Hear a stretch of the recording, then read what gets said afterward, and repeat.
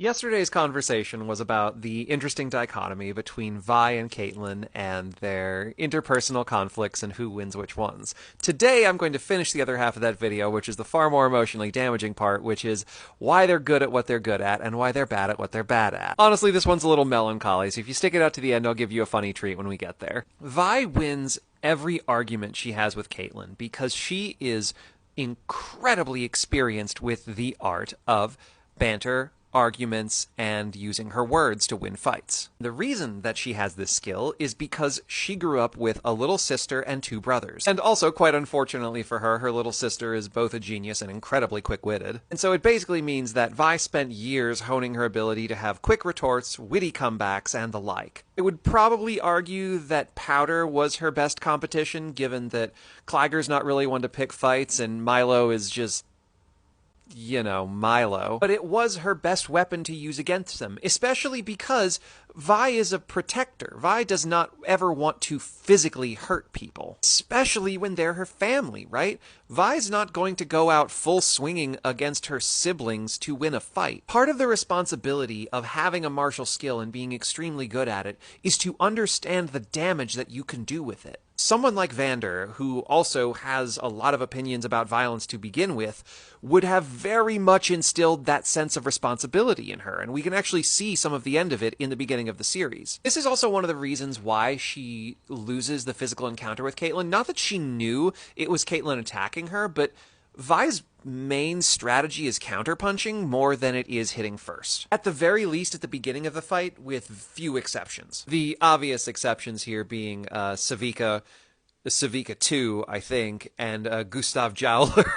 Because, let's face it, she hates them. More importantly to her, they definitely already struck first. There's also this slight thing, her weakness that we've talked about before a little bit, that Vi knows how good she is at fighting, and so she tends to underestimate how good other people are at fighting. By the time she gets through the process of, oh, someone is attacking me, and then goes, well, it's fine, and then she gets hit and thrown, it's already too late. At some point I should do a Vi's fighting style breakdown, because she has a really solid jaw, and she fights like she knows she has a really solid jaw, but that's not really what we're talking about today. Long and short of it, she learned verbal sparring to fight with her siblings because she wasn't going to hit them. Some of you probably already see what the reverse is, right, with Caitlyn? Caitlyn is bad at having witty retorts and comebacks in those moments and being able to hold her own in arguments with Vi, who's so quick because she doesn't have the experience. She is the only child of a high society mother.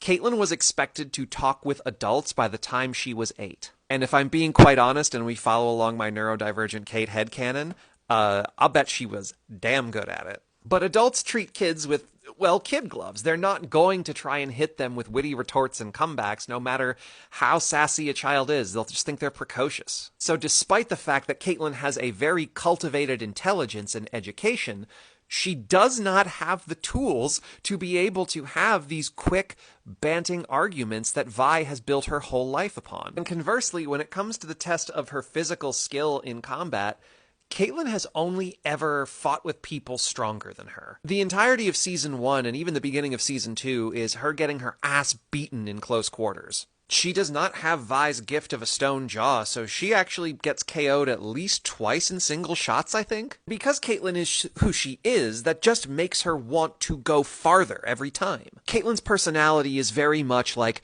you dangle something just out of her reach and she's going to try 8 times as hard for it.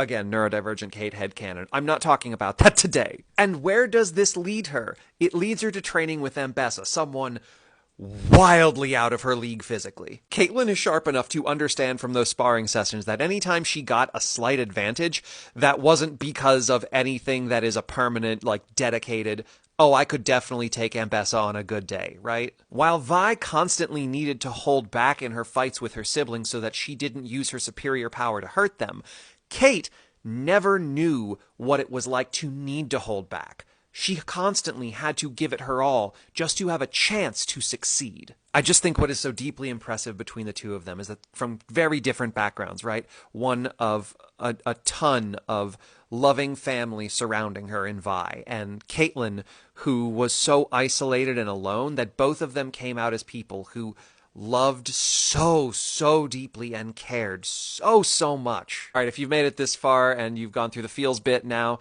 time to give you the funny juice you're here for. I'm sure you've known by now we have made a lot of jokes, if you've seen the meme, about like never kissed anybody expecting a kiss with tongue, and that is Vi and Caitlyn respectively, right? It is a good meme, and I agree with it to the most part. I do want to tell you, though, they gave us canon proof that Vi is an experienced girl kisser. Do you know how I know this? The first of which is the wall thing, okay? Vi has like a signature move, and it's putting Caitlyn's back to the wall. She does this twice. It's in part because Kate's much taller, and it gives her a level playing field to work with. The second thing is something my friend and I noticed when we were talking about it.